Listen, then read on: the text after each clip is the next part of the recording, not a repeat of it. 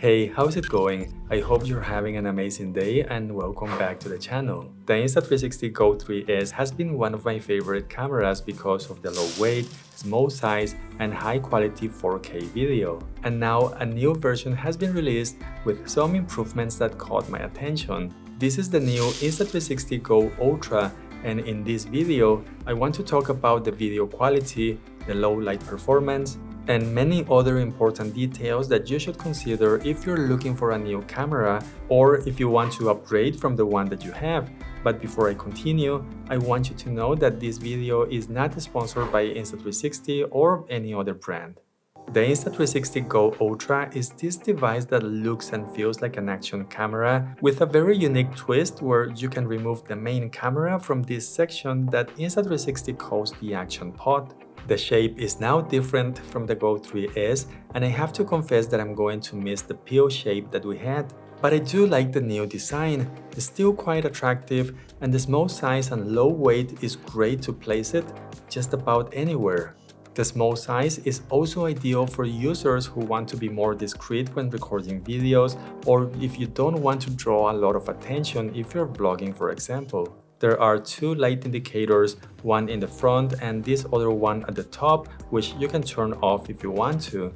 And on this corner, this is the power button that can be used to start or stop recording or to turn the power on or off. The back of the Go Ultra is magnetic, and this can be used directly on a metallic surface, or you can use one of the many magnetic accessories that this camera has. I think that the most popular one is this pendant that you can place under your shirt, so you can mount the camera module just like this to have the advantage of recording videos completely hands-free, which can give you a nice POV perspective.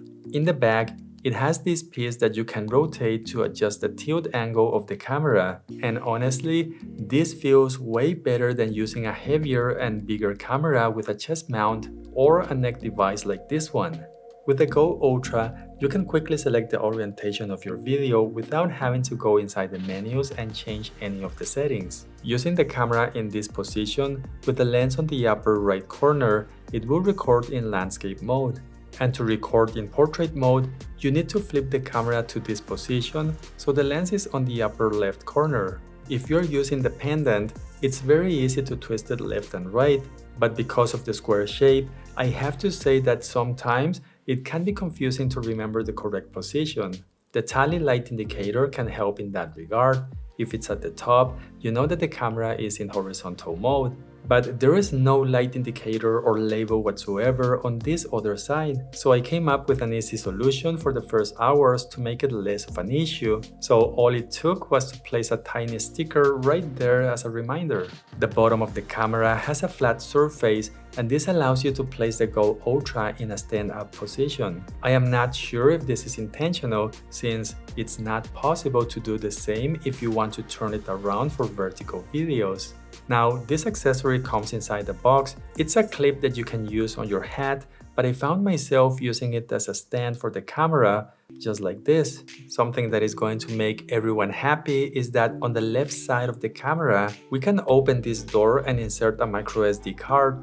We no longer have an internal memory, and the maximum capacity that you can use is 2 terabytes. Even with this upgrade, the main camera remains to be waterproof down to 10 meters. But if you're going to use it underwater, you need to buy this aqua lens from Insta360. It's really not expensive at just $13, but I feel that this had to be a free accessory that would come inside the box, even if not everyone is going to use it. And now that I'm talking about lenses, you can also buy these ND filters that you can use with the Go Ultra. Inside this camera, the processor has been upgraded with a faster AI chip, and now we have a bigger sensor. So when it comes to the video quality, these improvements are going to have a big impact in your videos. The Go Ultra can record with a maximum resolution of 4K with high bit rates ranging from 105 to 130 megabits per second using H.264 or H.265. These are a few examples of the Go Ultra versus the Go 3S, and I get the feeling that not a lot of people are going to notice a big difference if you're looking at this on your smartphone. But the Ultra does have the upper hand.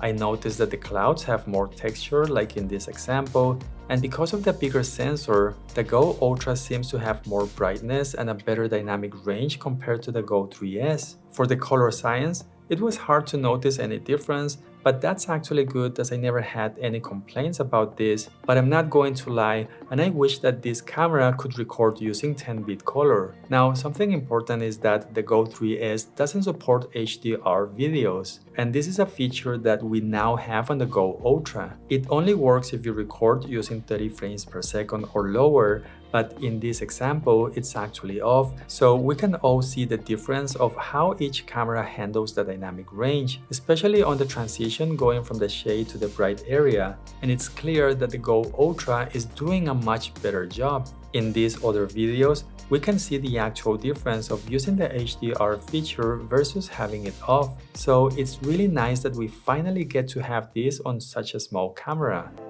Another big improvement over the Go 3S is that we can now record using 60 frames per second at 4K, and this is a feature that many of us have been waiting for to make slow motion videos like the ones that you see in the background. The video quality looks quite good, and the only aspect that makes me sad is that using 60 frames per second, we are not going to be able to use HDR, which can be a deal breaker for some of you. If you want to record using a higher frame rate, you can select the slow motion on the camera to record up to 120 frames per second. But this is going to be done at 2.7K, and the video quality is not going to be as good compared to a 4K video, and even the bitrate is going to drop to around 30 megabits per second. The new Go Ultra now has this pure video mode, which you can use to record videos in low light situations. Here is a side-by-side video against the Go 3S, which doesn't have anything similar, so the videos are not going to look very good, and the same is true if we take a look at these other videos shot on the Go Ultra in normal mode and compare them against the videos taken with pure video.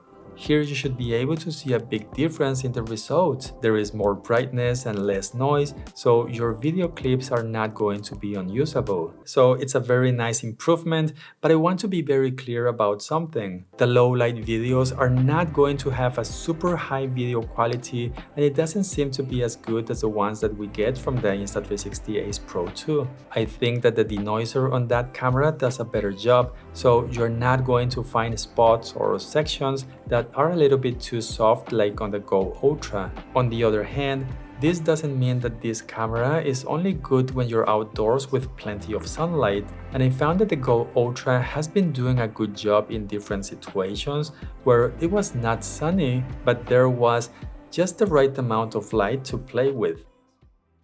Okay, so now we need to talk about this action pod. Here, you can place the main camera inside, where it's going to be secured with magnets and a locking system. It is important to know that this is not waterproof, but it does have an IPX4 rating, so it's going to be fine if it's raining a tiny bit outside. But I'm going to decline to test it myself unless Insta360 wants to send me a new one. Now, you're going to notice that the new action pod is way bigger than the one for the Go 3S. The touch-enabled color display is now bigger, and here is where you can see a live view of the camera and change the camera mode and the settings as well. What I like about it is that we can flip it all the way around, which is very useful for vlogging videos or selfie shots. There is an internal battery that is going to charge the main camera when it's mounted on the action pod. The other way to charge it without the pod is with this charging base that you can buy from Insta360, with the benefit that you can also use it to transfer the files from the camera to your computer without the action pod. Now, the way I like to use the action pod is as a remote control where the camera is not attached. You can use it to turn the camera on, change the settings, start or stop recording, and of course, you're going to be able to see a live view of the camera. It's a low resolution preview, but for me, this is just perfect. The range between these two devices is around 10 meters, and Insta360 made it possible to review the videos that you have on the memory without the need to have the main camera inside the action pod. This camera has an electronic stabilization that is just amazing. There are 3 levels that you can select.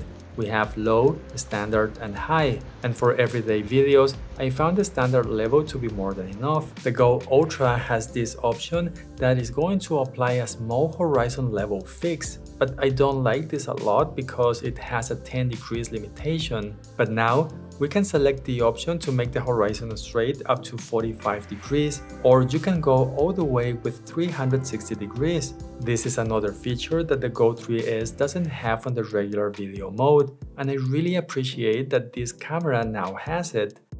The compact size of these kind of cameras has always been a problem when it comes to overheating. Just like I always do, I took the time to test this camera with no airflow, no movement, and no air conditioning. The first round was recording with the main camera by itself with maximum settings. At 4K 24 frames per second and 4K 60 frames per second, the camera did not overheat. For the second round, I used the main camera on the action pod to record using maximum settings. At 4K 24 frames per second, it did not overheat, but at 4K 60 frames per second, the camera shut down at 61 minutes. The battery life has also been improved, and using only the camera without the pod, the battery gave me between 33 and 55 minutes of recording time. And using the camera on the action pod, I was able to get 2 hours and a half shooting at 4K and 24 frames per second. The Go Ultra can also be used with a power bank, and this camera also supports fast charging. And bear in mind that the batteries are not replaceable. The Go Ultra now supports 2x clarity zoom. Insta360 claims that zooming in is not going to lose any details. So here you can see an example where I do it manually in post compared to the 2x done inside the camera. Okay, so it's not going to look like an optical zoom, but this is going to be useful. For the internal microphone, this is a quick test so you can hear how it sounds like. I brought my DJI Mic Mini, and this camera now supports those kind of microphones. So yeah, I am super excited about it. Even if I don't use the action pod, it's going to still work, which it's really like a game changer. You can also use the new wireless mic from Insta360, which is this tiny device that has a very low weight. The battery will last for about 7 hours and a half, and it has a very competitive price. I know that some people are not going to like the bigger size compared to the Go 3S, and I do understand the feeling, but in my honest opinion, I think that we can still call this a true pocket-sized camera that now has many features that we didn't have on the Go 3S, like having 4K at 60 frames per second, which is amazing, the bigger sensor and higher dynamic range, the pure video mode for low light conditions, which is not great but still usable, HDR at 4K, a horizon locking system at 45 or 360 degrees, and being able to use a micro SD card. So I believe that Insta360 had to sacrifice the smaller size for all of these features. Of course, I am not saying that this is a perfect camera, and it can still be improved even more. Now, it seems that Insta360 is going to keep selling the Go 3S, but now with a much lower price than before. If you want my opinion, it's a great camera that I can still recommend if you don't care about the new upgrades and you really want to have that super compact size. If you want more information, you can watch my honest review on my channel. But anyway, I think that the Insta360 Go Ultra is the way to go if you're looking for a more premium version.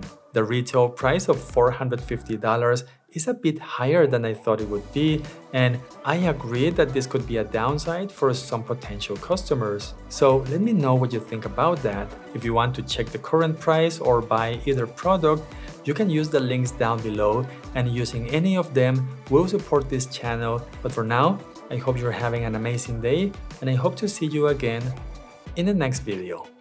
Bye.